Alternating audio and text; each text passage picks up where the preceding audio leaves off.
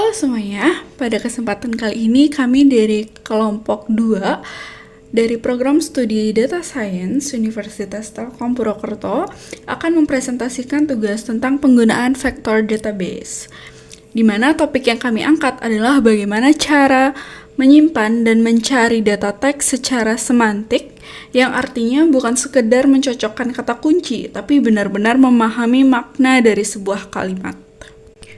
Dalam video ini kami akan membahas 4 hal utama, yaitu pertama, dataset yang kami gunakan, kedua, proses embedding, yaitu mengubah teks menjadi angka, ketiga, cara membuat query pencarian, dan yang terakhir adalah bagaimana kami mengoptimasi query tersebut. Semua implementasi ini dilakukan di Google Colab menggunakan Python, dan langsung saja kita mulai. Oke, kita mulai dari dataset. Dataset yang kami gunakan adalah 537 artikel berita yang berbahasa Indonesia, di mana dataset ini kami generate langsung di Google Colab agar bisa langsung dijalankan oleh siapapun tanpa perlu download file secara eksternal. Kalau kita lihat di kode ini, di bagian kategori data, artikel dibagi menjadi 7 kategori: teknologi, ekonomi, politik, olahraga, kesehatan, pendidikan, dan hiburan. Nah, setiap artikel punya beberapa kolom penting, yaitu judul, konten, kategori, sumber berita, tanggal terbit, nama penulis, dan jumlah kata. Sumber beritanya itu bervariasi, ada Kompas, Tempo, Detik, CNN Indonesia, sampai tabloid. Kalau kita jalankan total datanya, ada 537 artikel dengan distribusi yang cukup merata per kategori. Dataset ini sudah memenuhi syarat minimal 100 entry sesuai dengan ketentuan dari tugas yang diberikan. Sebelum data bisa dimasukkan ke vector database, kita perlu melakukan 2 tahap, yaitu preprocessing dan embedding. Pertama, preprocessing. Di sel keempat ini, kita bersihkan teks dari tag HTML, spasi ganda, dan karakter yang tidak diperlukan menggunakan fungsi clean text. Kemudian, kita gabungkan judul dengan 3 kalimat pertama, konten artikel menjadi 1 kolom baru bernama text embed. Kenapa cuma 3 kalimat? Karena itu sudah cukup mewakili isi dari artikel, sekaligus mengurangi beban komputasi saat proses encoding. Nah, ini bagian yang paling penting, yaitu proses embedding. Teknik yang kami gunakan bukan word to fact, tapi sentence transformer dengan model bernama Paraphrase Multilingual Mini LML L12V2. Model ini berbasis arsitektur BERT, jadi dia membaca seluruh kalimat sekaligus, memahami konteks antar kata, dan menghasilkan satu vektor berisi 384 angka untuk setiap artikel. Kenapa model ini? Karena dia mendukung bahasa Indonesia secara natif, dilatih pada lebih dari 50 bahasa. Jadi ketika kita search pakai bahasa Indonesia, dia benar-benar paham maknanya. Oke, kita jalankan. Bisa dilihat dari progress bar yang menunjukkan 537 artikel sedang di-encode satu persatu dalam batch 64.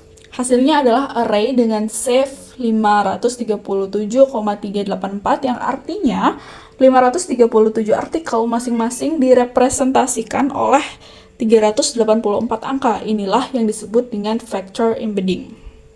Nah, setelah semua artikel jadi vektor, ini sekarang kita masukkan ke dalam vektor database-nya. Di mana vektor database yang kita pilih itu adalah Qdrun.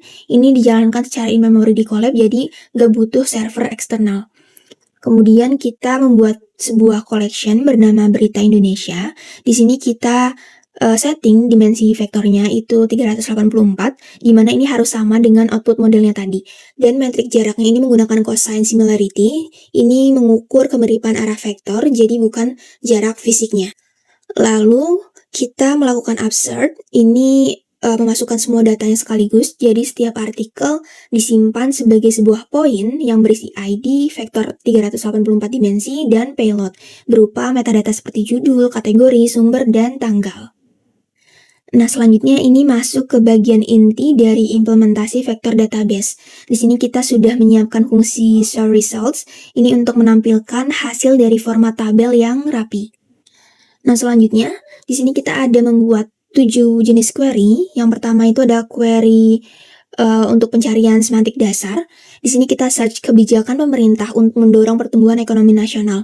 Nah, ini cukup panggil query points dengan vektor dari kalimat tersebut, dan Qdran ini akan mencari 5 artikel paling mirip secara maknanya.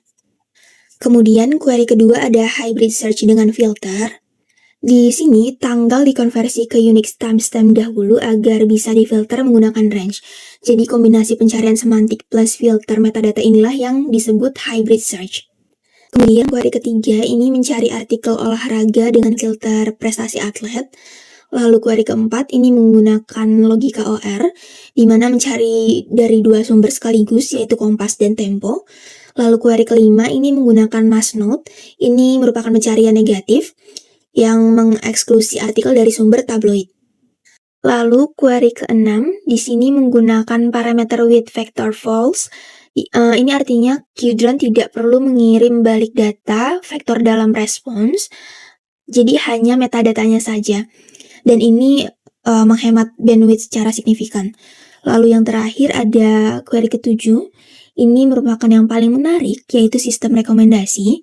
Di sini kita tidak perlu menulis teks query sama sekali, jadi cukup berisikan ID artikel referensi, dan Qdran-nya itu bakal otomatis mencari artikel yang paling mirip dengan artikel tersebut. Jadi ini berguna banget untuk fitur baca juga di portal berita. Nah, setelah semua query tadi itu berjalan, sekarang kita akan masuk ke tahap berikutnya, yaitu optimasi.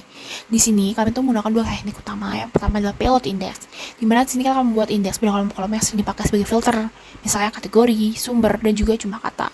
Nah, kalau kita tuh nggak pakai indeks, setiap kali kita query dengan filter, Qdran itu harus men-scan semua 537 dokumen satu persatu untuk memeriksa filternya. Nah, dengan kita menggunakan indeks, Qdran itu bisa lebih langsung lompat ke dokumen yang relevan, sehingga dia akan jauh lebih cepat. Lalu teknik kedua itu kita menggunakan tuning parameter HNSW. Nah, di sel 17 itu kita membandingkan 2 versi query. Yang pertama versi default, yang kedua adalah versi yang ditambahkan HNSW tadi. Di mana parameter if ini akan mengontrol seberapa luas Qdran itu mencari di dalam graph NSW. Dengan nilai defaultnya itu 128. Untuk dataset 537 dokumen ini, nilai 64 itu sudah lebih dari cukup. Nah, bisa dilihat hasilnya. Di sini latensi itu turun secara signifikan, sementara kualitas hasilnya itu tetap sangat baik. Lalu pada sel 18 ini, kita bisa melihat bahwa visualisasi perbandingan latensi semua 7 query sebelumnya sudah optimasi, di mana rata-rata peningkatan itu mencapai sekitar 57%. Dan paling drastis itu ada di query ke-6, karena kita tidak perlu mengirim balik data vektor sama sekali. Oke, itu tadi adalah keseluruhan implementasi eksplorasi vektor database yang sudah kami lakukan. Untuk merangkum secara garis besar, di sini ada 4 hal yang sudah kami demonstrasikan. Yang pertama, dataset 537 artikel berita ini berbahasa Indonesia telah berhasil di-generate dan dipreprosesi. Lalu yang kedua, proses embedding menggunakan sentence reformer itu berhasil merepresentasi vektor 384 dimensi yang mampu memahami semantik bahasa Indonesia. Lalu yang ketiga, 7 query dengan karakteristik berbeda itu berhasil dibuat, mulai dari semantik search murni, hybrid search dengan filter, pencarian negatif, sampai ke sistem rekomendasi. Lalu yang terakhir itu adalah optimasi dengan payload index dan HNSW tuning itu berhasil menurunkan latensi dengan nilai rata-rata penurunannya itu sekitar 57%. Nah, semoga presentasi ini dapat bermanfaat dan memberikan gambaran lebih jelas mengenai bagaimana sih potensi vektor database dalam aplikasi pencarian modern. Thank you for watching. See you on the next video. Bye-bye.